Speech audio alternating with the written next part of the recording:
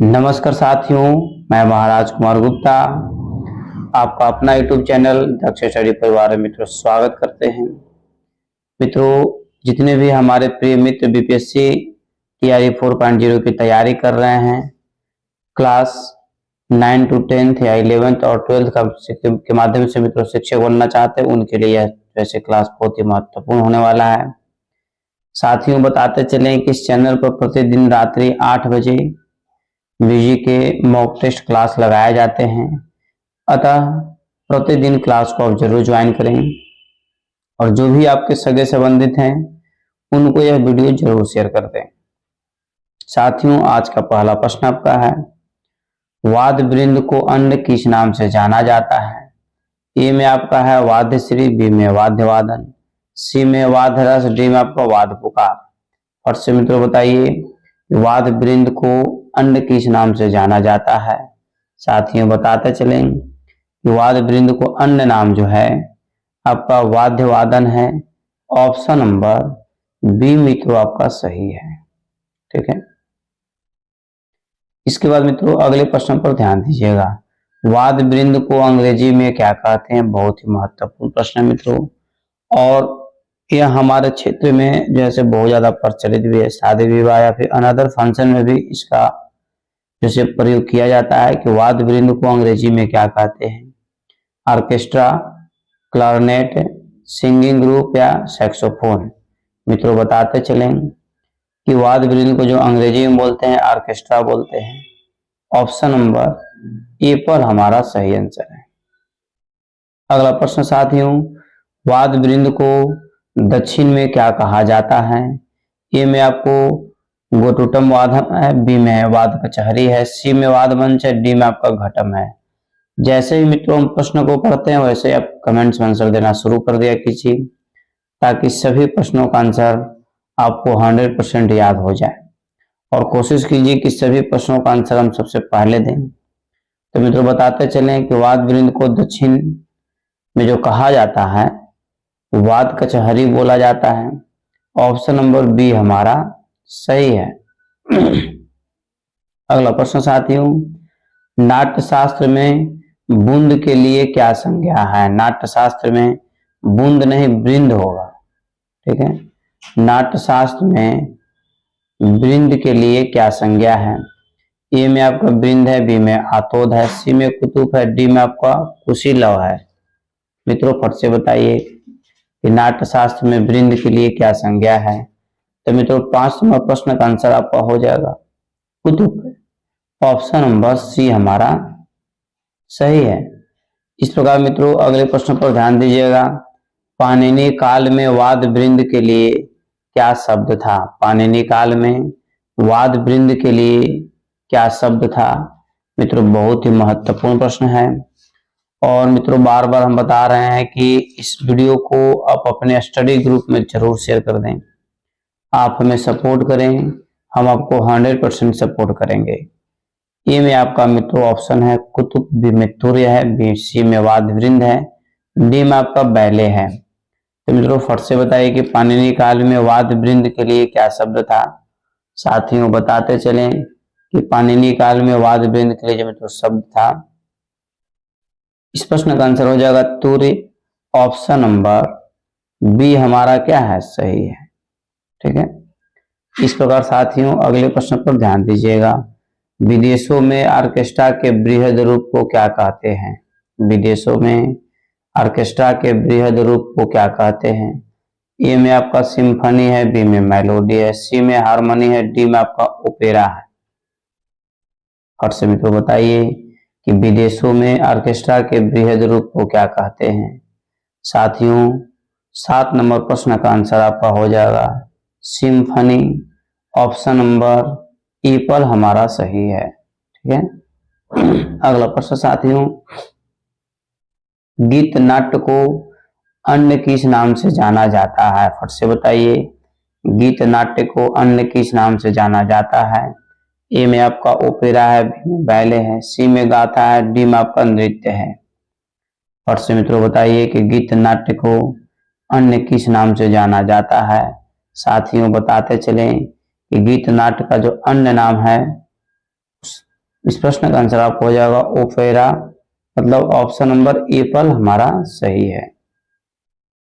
मित्रों बार बार हम बता रहे हैं कि इस चैनल को अधिक से अधिक मित्रों आप सपोर्ट करें, हम आपको 100% सपोर्ट करेंगे और इसे स्टडी ग्रुप में जरूर शेयर कर दें।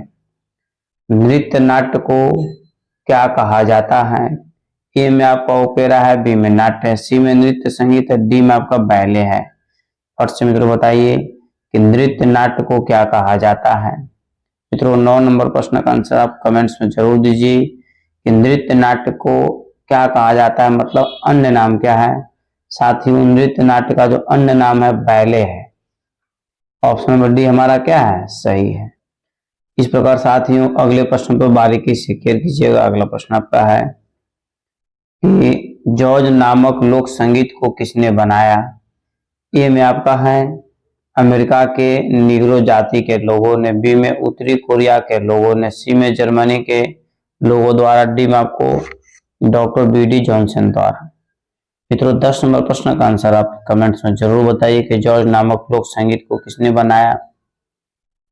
साथियों जॉर्ज नामक लोक संगीत को बनाने का श्रेय जो जाता है अमेरिका के निग्रो जाति के लोगों ने, मतलब ऑप्शन नंबर एप्पल हमारा मित्रों सही है। नहीं, इस प्रकार साथियों अगले प्रश्न पर ध्यान दीजिएगा। जो स्वर रचना बजाई जा सके, ठीक है, उसे क्या कहते हैं? ठीक है, फट से बताइए। जो स्वर रचना बजाई जा सके उसे क्या कहते हैं? ए में आपका सिम्फनी है, बी में मोड है, सी में सोनाटा है, डी में आपका ब्लाड है। फट से मित्रों बताइए कि जो स्वर रचना बजाई जा सके उसे क्या कहते हैं। मित्रों 11 नंबर प्रश्न का आंसर आपको हो जाएगा सोनाटा। ऑप्शन नंबर सी हमारा सही है। अगला प्रश्न मित्रों इस्लाम धर्म के प्रणेता कौन थे? ए में आपका वाजिद अली, बी में पैगंबर हजरत मोहम्मद साहब, सी में मोहम्मद अली, डी में आपका आमिर खान। और से मित्रों बताइए कि इस्लाम धर्म के प्रणेता कौन थे।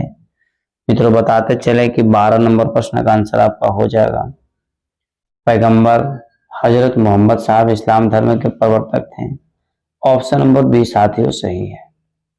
अगला प्रश्न आपका है कुरान में कितने अध्याय हैं? फट से मित्रों बताइए कुरान में कुल कितने अध्याय हैं।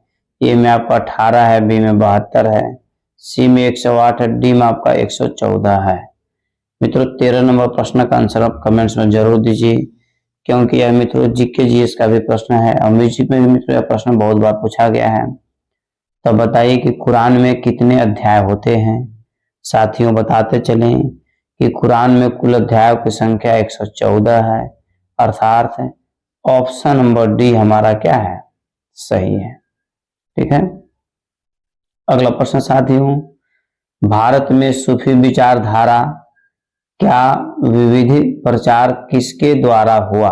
फट से बताइए कि भारत में सूफी विचारधारा का जो है विविध प्रचार किसके द्वारा हुआ। ए में आपका मित्रों ऑप्शन है शेख मोइनुद्दीन चिश्ती, बी में आपका पैगंबर हजरत मोहम्मद साहब, सी में उस्मान खान, डी में अलाउद्दीन खान। फट से मित्रों बताइए कि 14 नंबर प्रश्न का आंसर क्या होगा कि भारत में सूफी विचारधारा का जैसे विधिवत प्रचार किसके द्वारा हुआ। तो मित्रों बताते चले कि Sheikh Nizamuddin Chishti. Option number apple हमारा सही है। अगले प्रश्न पर मित्रों ध्यान दीजिएगा। वेदों में भक्ति के कितने रूप बताए गए हैं? मित्रों इस प्रश्न का आंसर आपको जरूर देना चाहिए कि वेदों में भक्ति के कितने रूप बताए गए हैं। ए में आपका 5 है, बी में 6 है, सी में 9 है, डी में आपका 13 है। साथियों फट से बताइए वेदों में भक्ति के कितने रूप बताए गए हैं। मित्रों अति महत्वपूर्ण प्रश्न है और मित्रों इस प्रश्न का आंसर आपको कमेंट्स में जरूर देना चाहिए। तो वेदों में भक्ति के कितने रूप बताए गए हैं? तो मित्रों कुल 9 रूप बताए गए हैं। ऑप्शन नंबर सी हमारा सही है। अगला प्रश्न मित्रों निम्न में से कौन सा ग्रंथ तानसेन की रचना है? फट से बताइए निम्न में से कौन सा ग्रंथ तानसेन की रचना है। ए में आपका गणेश स्रोत है, बी में संगीत है, सी में अमृतवाणी है, डी में आपका शारदा है। फट से मित्रों बताइए कि निम्न में से कौन सा ग्रंथ तानसेन की रचना है। मित्रों अति महत्वपूर्ण प्रश्न आपका है और प्रत्येक एग्जाम में मित्रों तानसेन से संबंधित प्रश्न आएगा ही आएगा।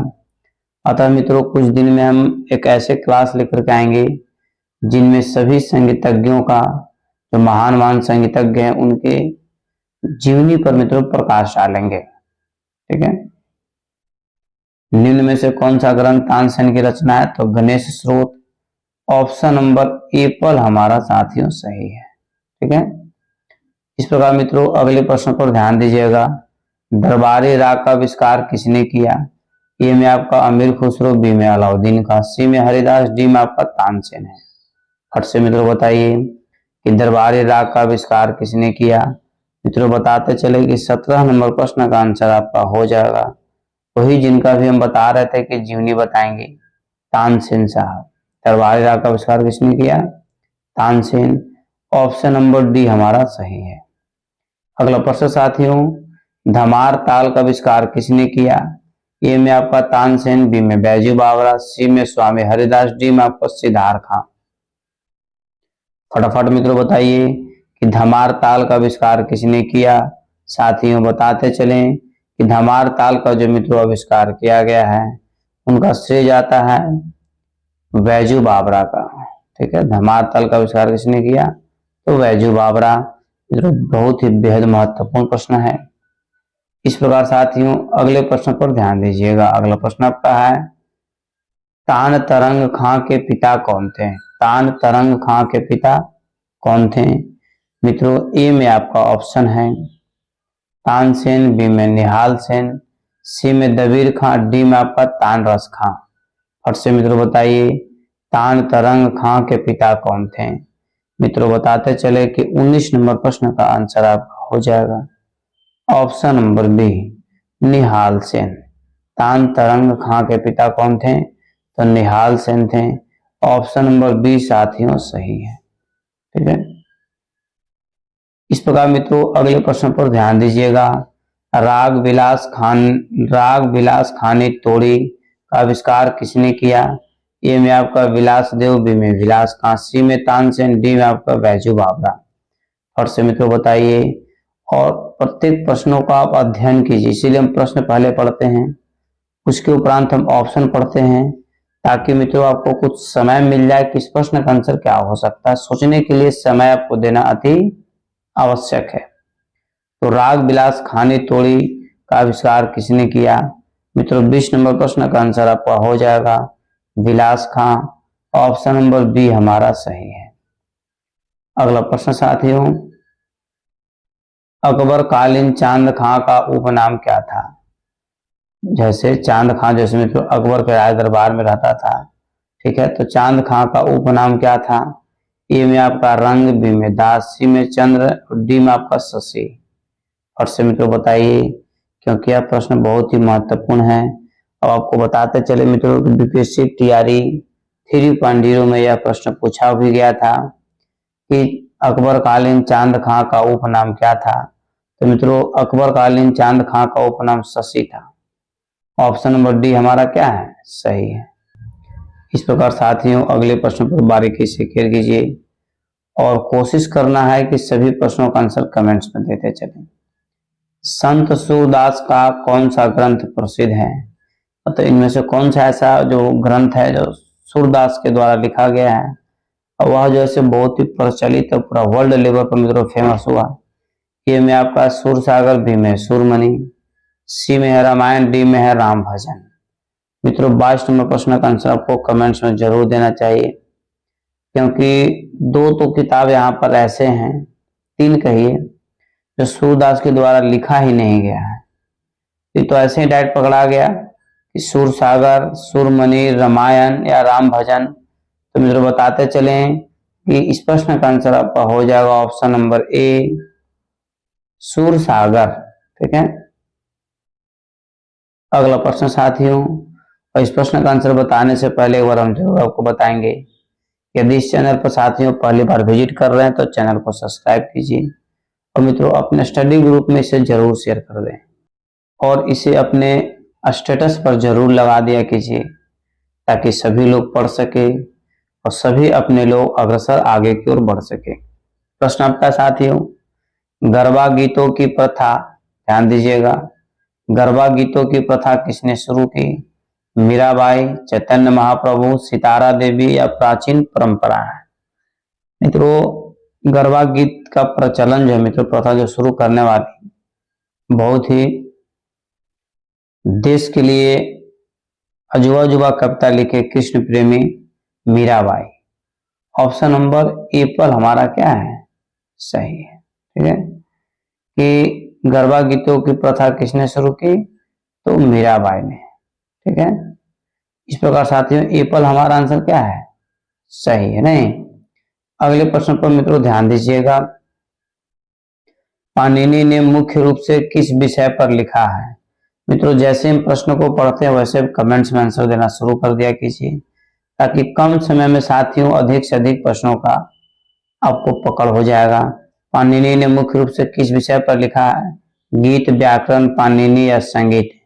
मित्रों, आपको बताते चले कि पाणिनि जो थे एक व्याकरणवादी व्यक्ति थे, तो जाहिर सी बात है कि पाणिनि साहब जैसे व्याकरण से संबंधित विषय पर लिखेंगे, अर्थात ऑप्शन नंबर बी हमारा सही है।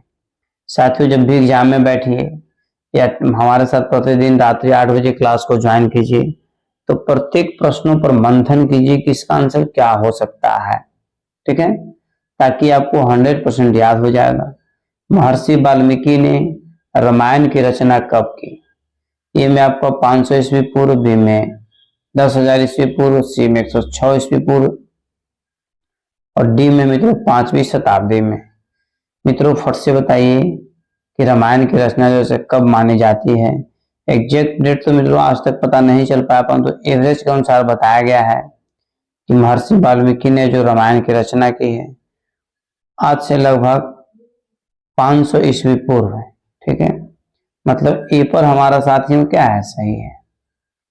प्रश्न मित्रों, गुरु ग्रंथ साहब का संपादन किसने किया?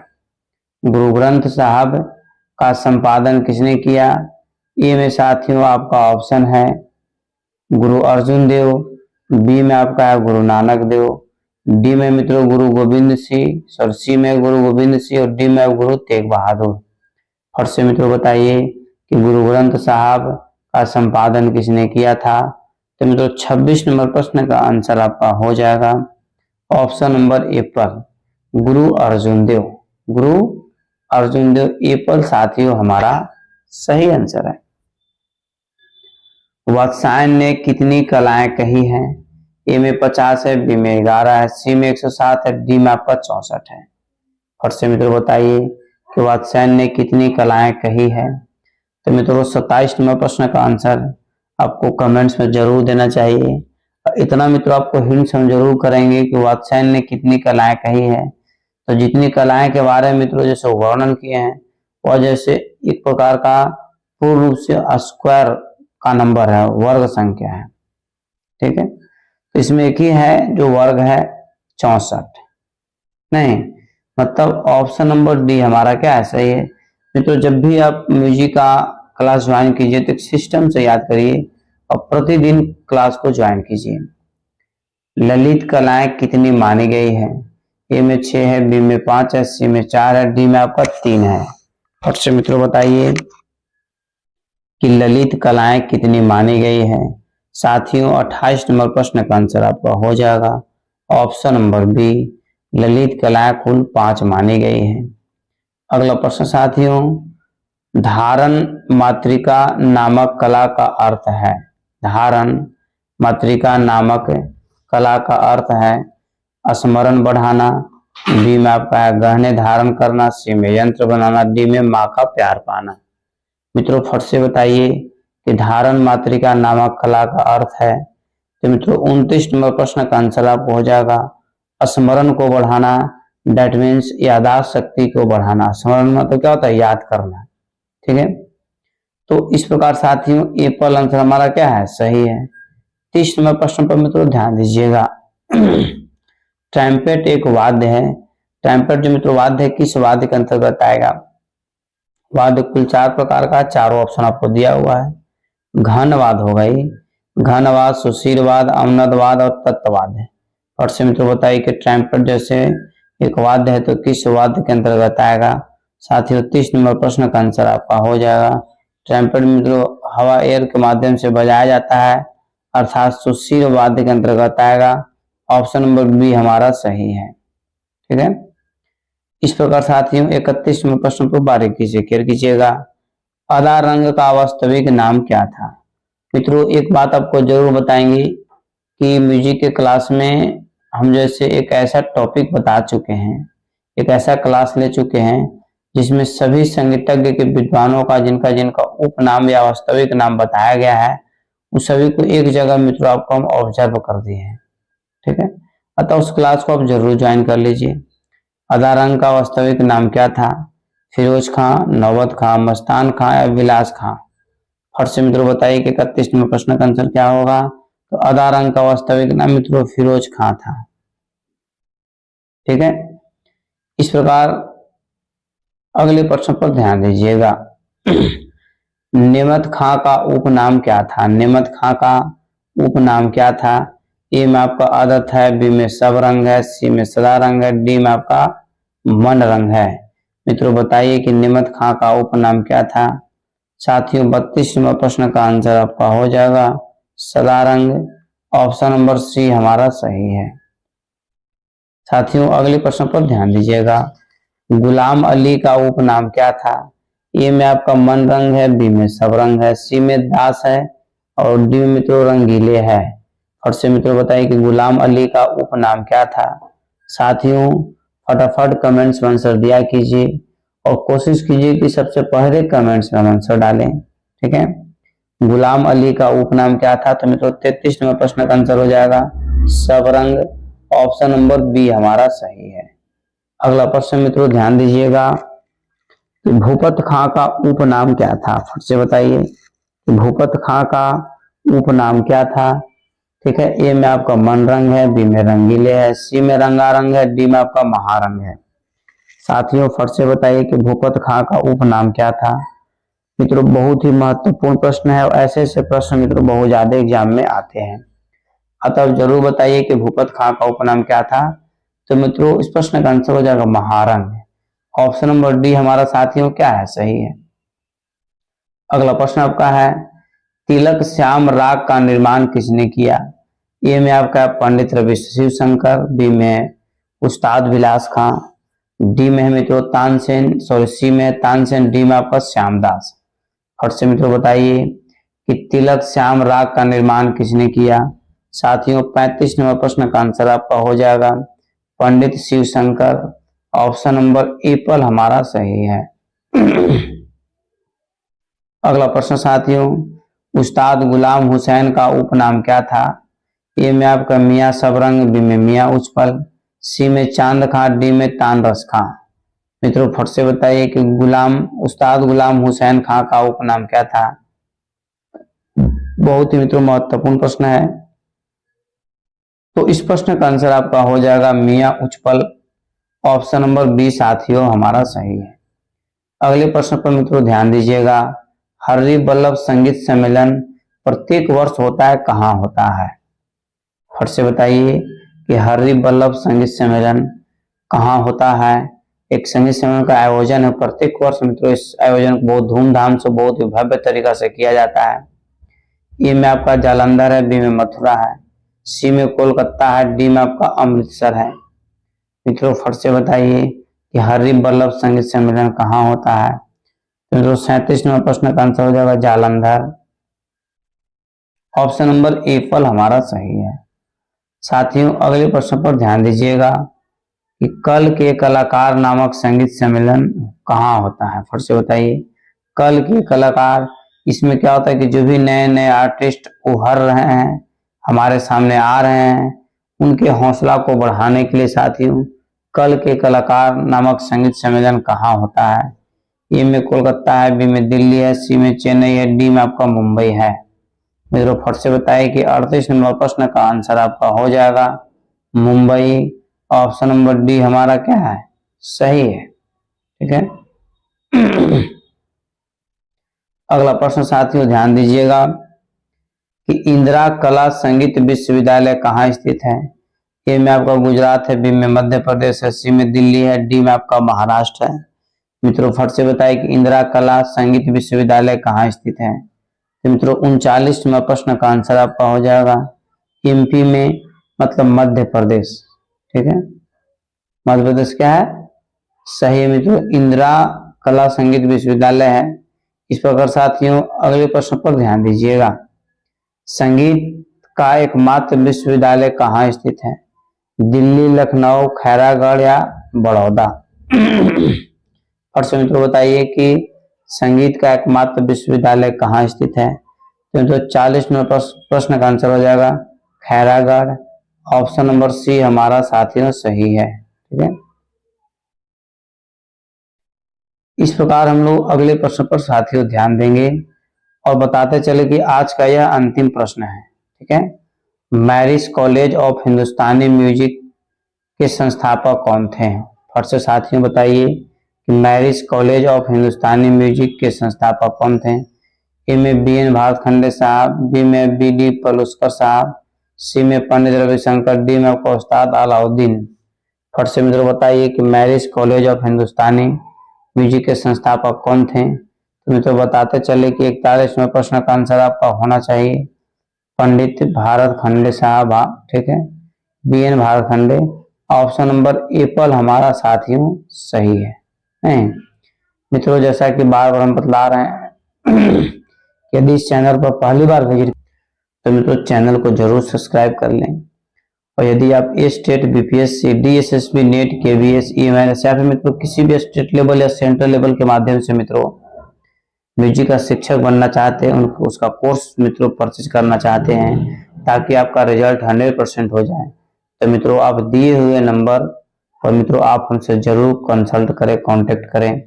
आपको मित्रों बहुत कम ही खर्च में आपको जो संपूर्ण कोर्स आपको मित्रों प्रोवाइड करा दिया जाएगा और प्रतिदिन रात्रि 8 बजे म्यूजिक के क्लास लिए जाएंगे। ठीक है, और मित्रों इस प्रकार आज का क्लास यहीं पर समाप्त किया जा रहा है।